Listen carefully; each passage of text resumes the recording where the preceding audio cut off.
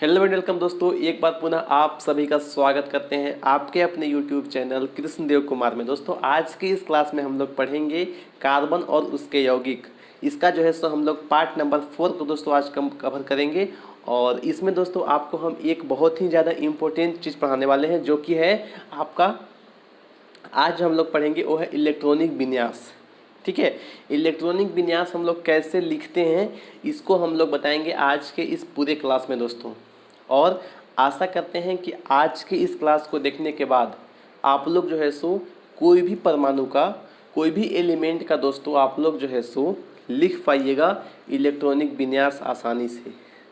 तो ये क्लास को आप लोग जो है सो पूरा देखिएगा, कहीं आप लोग जो है सो बीच में इस क्लास को छोड़िएगा नहीं, क्योंकि ये क्लास में दोस्तों आपको हम बताने वाले हैं कंप्लीट जो है सो पूरा जानकारी देंगे और बहुत ही आसान तरीके से आपको हम इलेक्ट्रॉनिक विन्यास को लिखना सिखाने वाले हैं।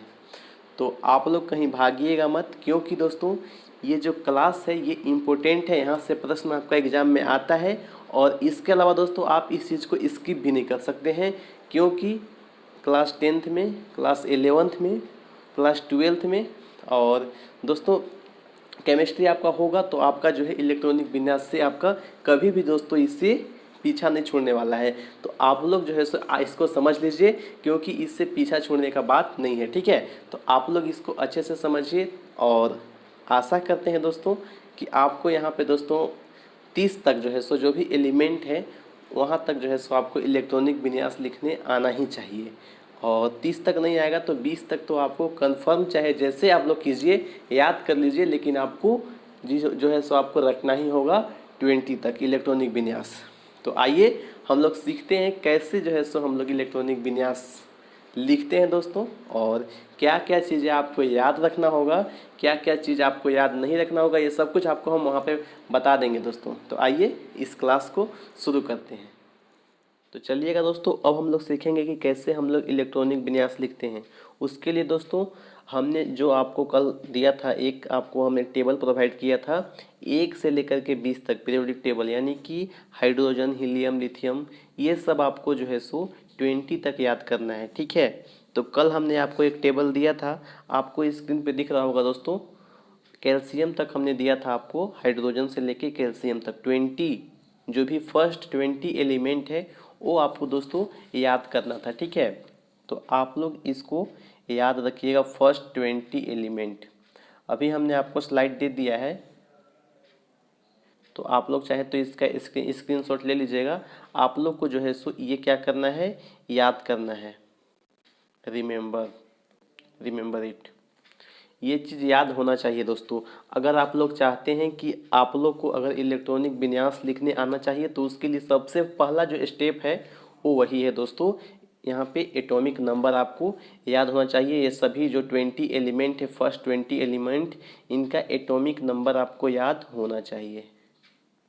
क्योंकि दोस्तों अगर आप लोग को एटॉमिक नंबर ही मालूम नहीं होगा तो आप लोग इलेक्ट्रॉनिक विन्यास नहीं लिख पाएंगे। अब दोस्तों अगर आपको इलेक्ट्रॉनिक विन्यास लिखना है तो अगर आप लोग को ये याद है तो आप लोग को दूसरा स्टेप क्या है दोस्तों, आप लोग को जानकारी होना चाहिए ये कक्ष के बारे में। ठीक है, पहला कक्ष है ये, दूसरा कक्ष है ये, तीसरा कक्ष है और ये चौथा कक्ष है दोस्तों। तो आप लोग अगर एक फार्मूला पढ़े होइएगा तो मालूम होगा कि इस कक्ष में हम लोग एलिमेंट कैसे रखते हैं। तो उसके लिए एक फार्मूला होता है दोस्तों, जो कि होता है 2n² होता है, 2n²। यही फार्मूला आपको याद रखना है, बस एक ही चीज़ आपको याद रखने वाला यहाँ पे है, बाकी सब कुछ आपको यहाँ पे हम समझाने वाले हैं। याद रखना है सिर्फ और सिर्फ आपको ये फार्मूला। ठीक है, अब देखिए दोस्तों, ये आपका पहला कक्ष है, यानी कि दोस्तों जो पहला कक्ष है इसमें हम लोग जो है सो कितना एलिमेंट को रखेंगे, पहला कक्षा में, पहला कक्ष कितना एलिमेंट रखेंगे, ये फार्मूला पे आप लोग देखिए, एन के जगह पे आपको 1 रखना है दोस्तों।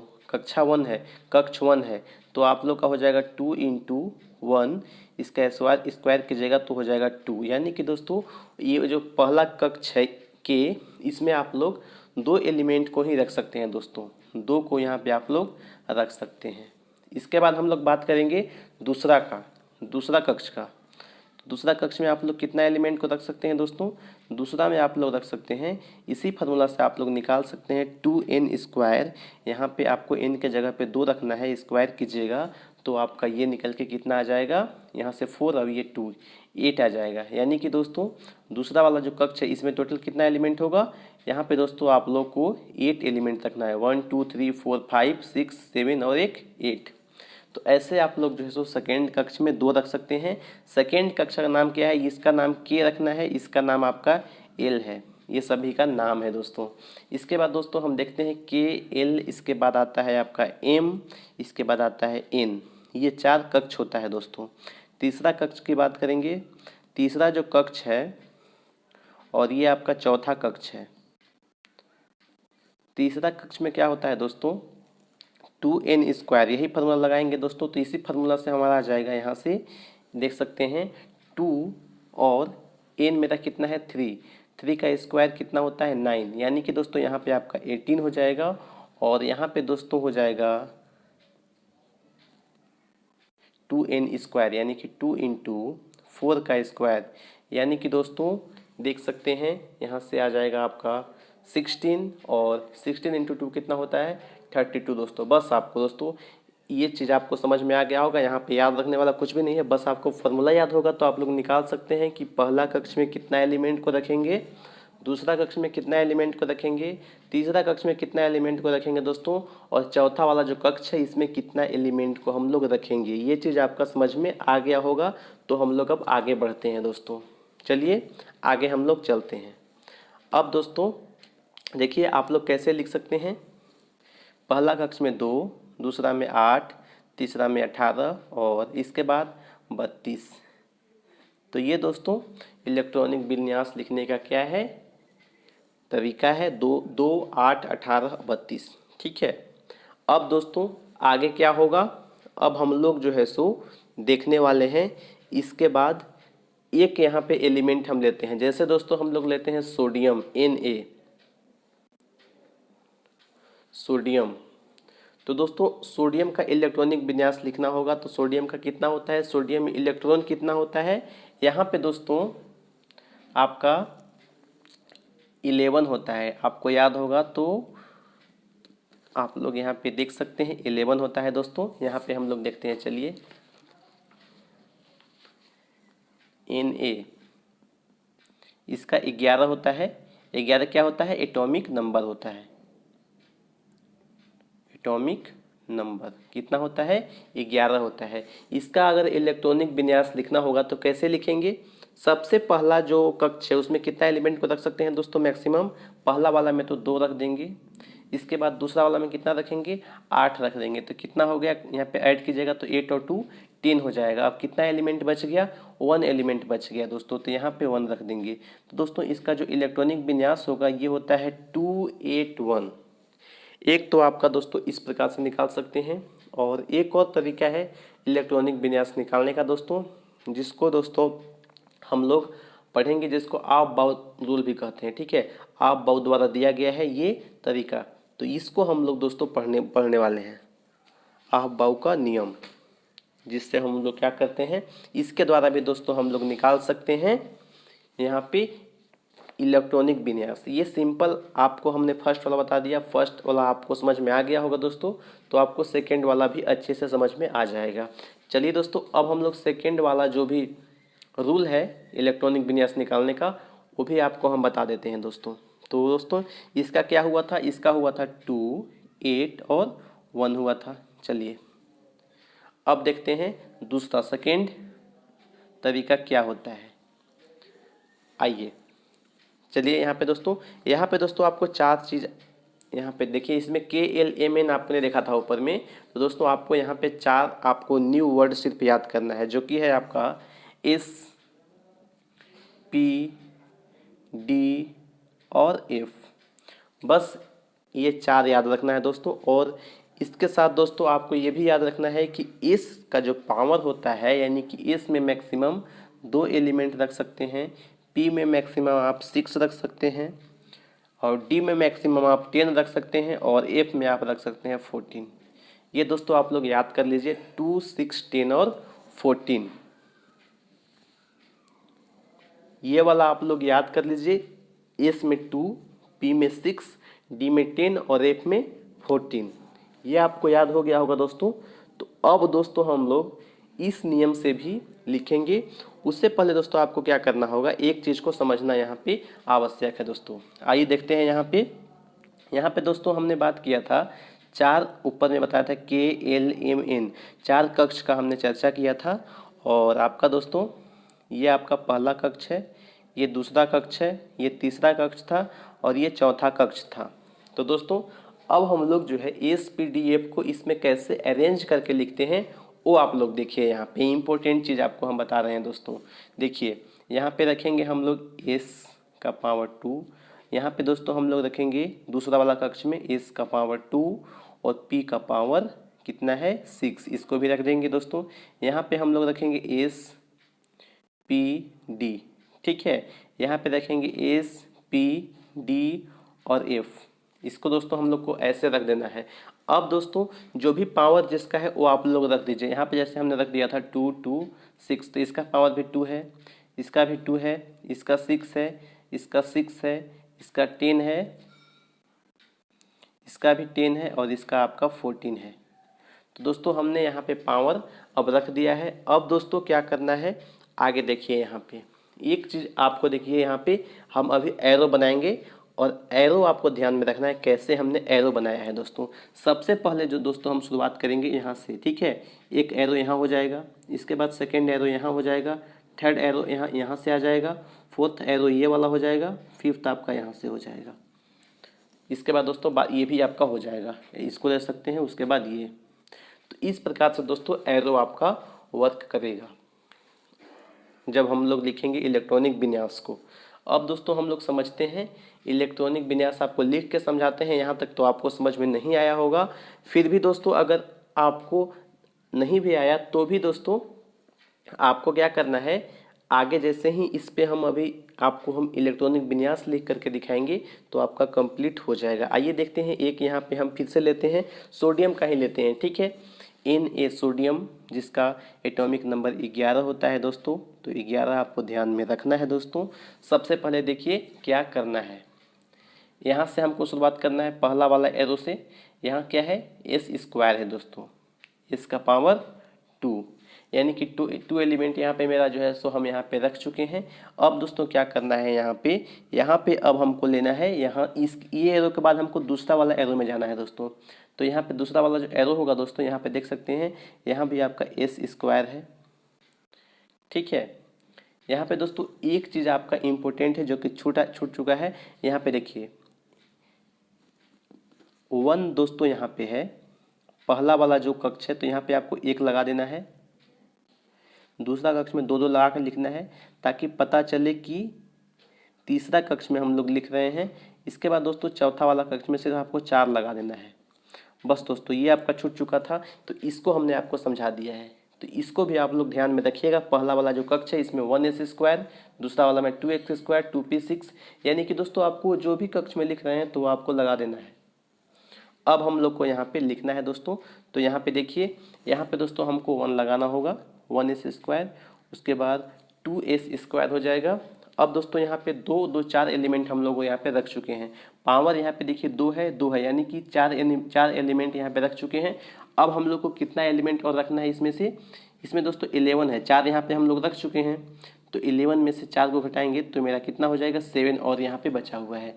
अब दोस्तों हम लोग को तीसरा वाला जो एरो है, यहाँ से हमको इसको लेना होगा, जो कि है आपका 2p6 है, 2p6 है। इसके बाद दोस्तों यहाँ पे देख सकते हैं ये वाला क्या है 3s2। अभी यहाँ पे आपको नहीं लिखना है, काउंट करते रहना है। देखिए 2 2 4 6 कितना हो गया, 4 और 6 10 हो गया, यानी कि एक ही एलिमेंट बचा हुआ है जिसको हमको अभी लिखना है दोस्तों। यहाँ पे 3s2 नहीं लिखेंगे, यहाँ पे क्या लिखेंगे हम लोग, 3s2 को नहीं लिखना है, यहाँ पे 1 लिखना है, क्योंकि एक ही एलिमेंट मेरे पास बचा हुआ है दोस्तों।